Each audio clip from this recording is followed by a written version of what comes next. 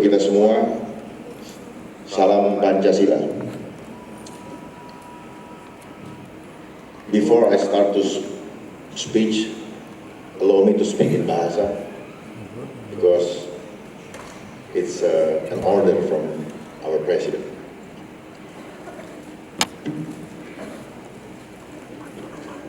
Saya mengucapkan terima kasih kepada seluruh panitia yang berkenan mengundang saya pada hari ini. Ini adalah suatu kehormatan di mana saya boleh berbicara di forum internasional yang sangat terhormat ini.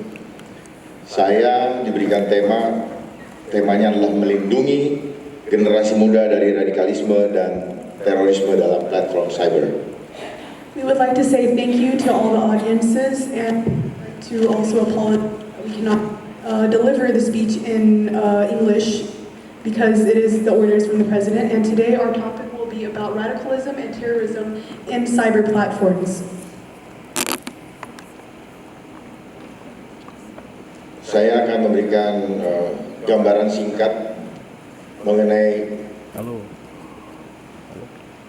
kondisi globalisasi yang saya pahami. I will give a short explanation about globalization in status quo today.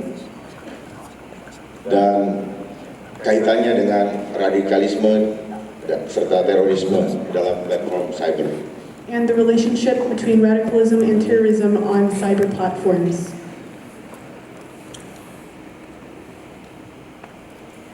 Islam tidaklah identik dengan radikalisme dan terorisme. Islam is not identical with radicalism and terrorism.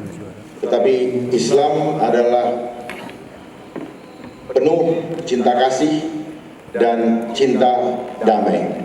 However, Islam itself is full of peace and love. Namun saat ini berkembang seolah-olah yang dikembangkan adalah isu-isu negatif berkaitan dengan hal tersebut.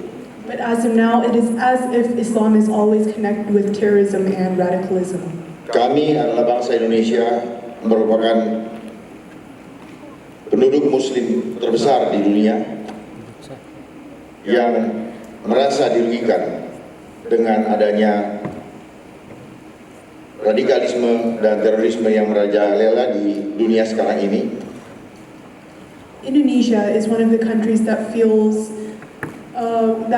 worried about this notion that Islam is a big perpetrator in radicalism and terrorism.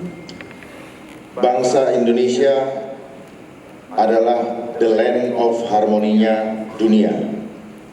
Indonesia is the land of harmony in the world.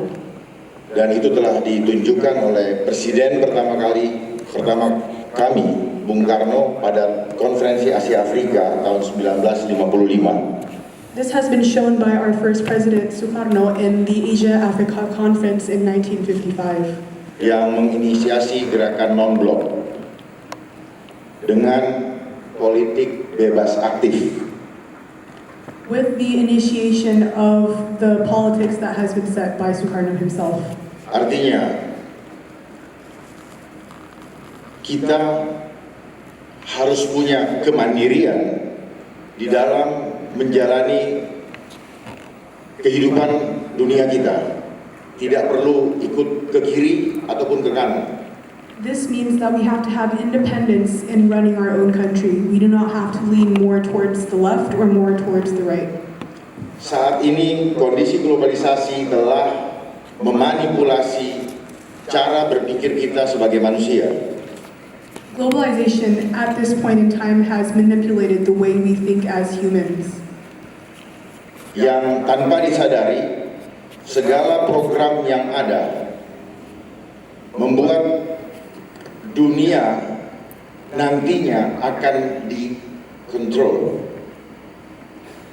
Without realizing, these values that are held by globalization will make the world controlled by these values itself. Ada 3 program besar dari globalisasi adalah money, power, and control population.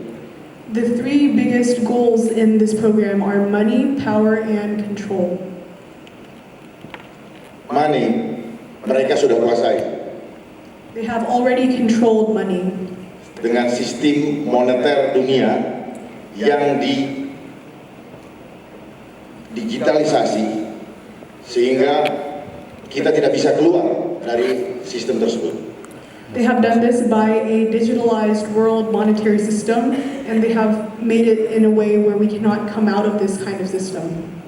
Setelah sistem moneter dunia dikuasai, kemudian akan mendapatkan power dan masuk ke dalam pemerintahan-pemerintahan yang ada, bukan saja pemerintahan di seluruh dunia. After this monetary has been implemented, this will also be interfering with the power and also governments around the world. Dan sistem yang akan ditawarkan adalah sistem untuk menyatukan seluruh sistem di dunia, sehingga dan sistem itu adalah sistem non-state actor atau non-government organization. These systems will create one whole worldly system that is non-governmental. Setelah sistem itu berjalan secara digital, maka akan terjadi kontrol population terhadap seluruh dunia. After these programs and these systems control the world, then after that, this will become something that is prevalent in the world itself. Dan strateginya yang mereka lakukan adalah terstruktur, sistematis, dan masif. This strategy that they're trying to implement are structured and also massive in its implementation. Terstruktur artinya mereka mempunyai organisasi dan pastinya mereka mempunyai dana yang begitu besar. Structured in the sense that they have organizations and also they have the funds that are able to fund these programs. Dengan langkah-langkah yang dilakukan begitu sistematis dengan cara yang paling disenangi oleh manusia, yaitu mudah, cepat, nyaman, dan terakhir luxury. With these steps that are fast, easy, and also luxurious that will make people want to go along with these programs and strategies. Demikian pula cara mensosialisasikan radikalisme, yaitu mudah, cepat, dan nyaman. This is also what we see in the socialization of terrorism, which is easy, fast, and also comfortable. Dengan merubah mindset bahwa membunuh orang kafir, masuk surga, ditunggu sama bidadari.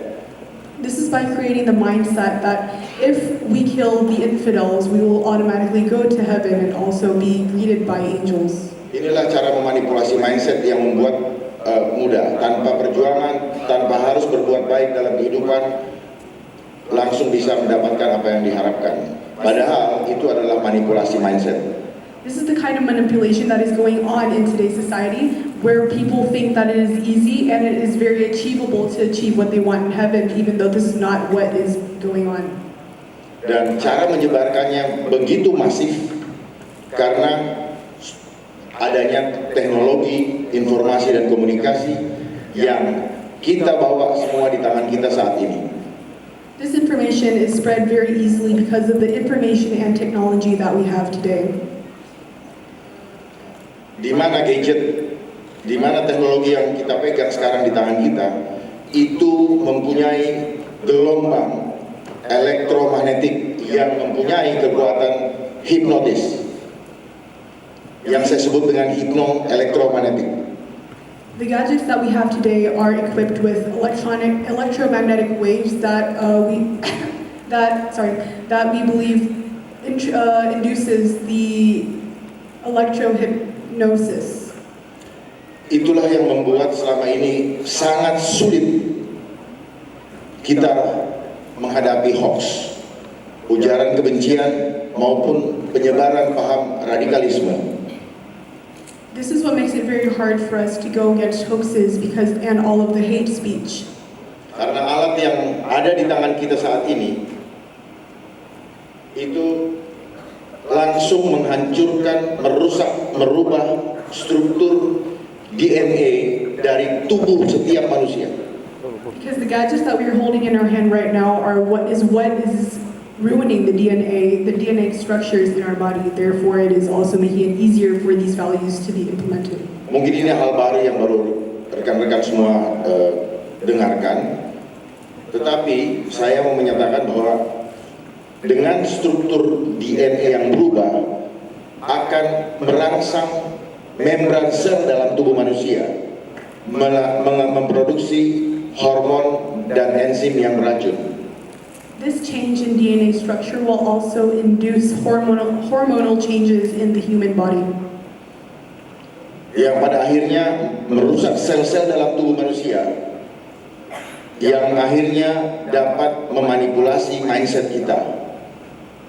This will break the cells in our bodies and will also play a role in manipulating humans' minds. Inilah kuncinya kenapa hoax, hate speech maupun radikalisme begitu mudah menyebar tanpa bisa terkendali. This is one of the key points in why hoaxes, radicalism, and also hate speech is very widespread. Karena di dalam alat ini ada kekuatan hipnotis. Kita membeli dengan uang kita, namun kita tidak punya otoritas untuk mengontrol alat ini. Yang mengontrol bukan kita, tetapi yang membuat alat ini. Because as humans, as having these gadgets, as owning these gadgets, we have the authority to buy these, but we also are being controlled by the gadgets itself. Buktinya adalah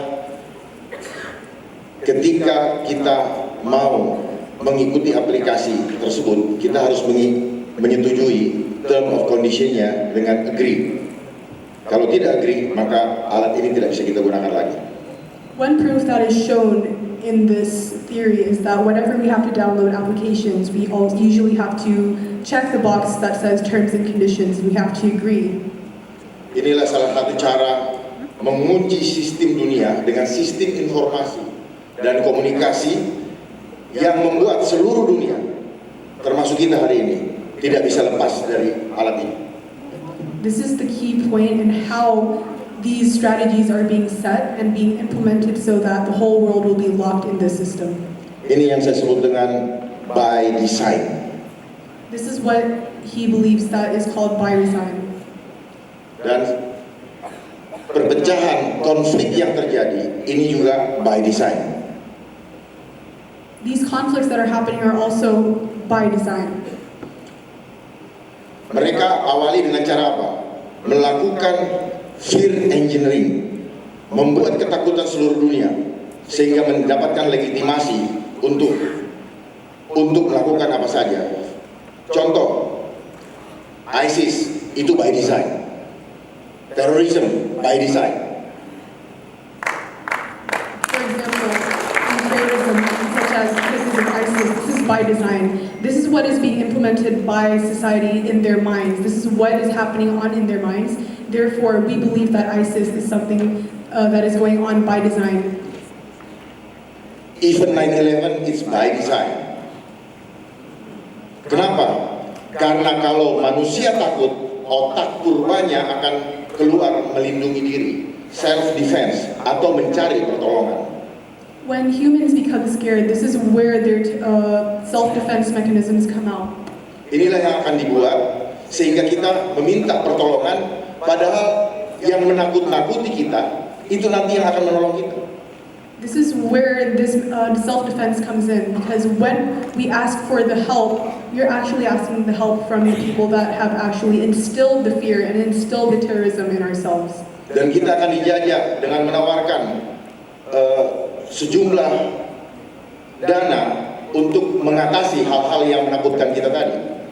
We will be conquered by them offering us some services that will actually take away our data. Sehingga kita dijajah dengan uang mereka. So we will be conquered by their money. Dan mereka akan memaksakan konsep-konsep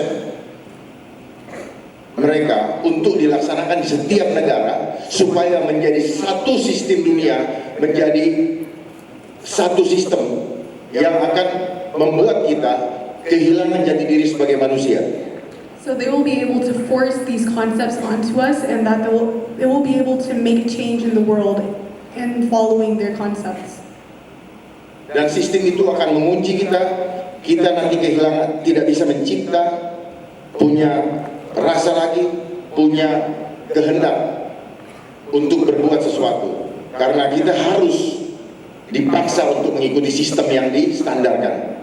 These standardized systems will also make us be able to not feel human anymore. We will not be able to do what we want based on our own wants, and also this will affect how the world affects us.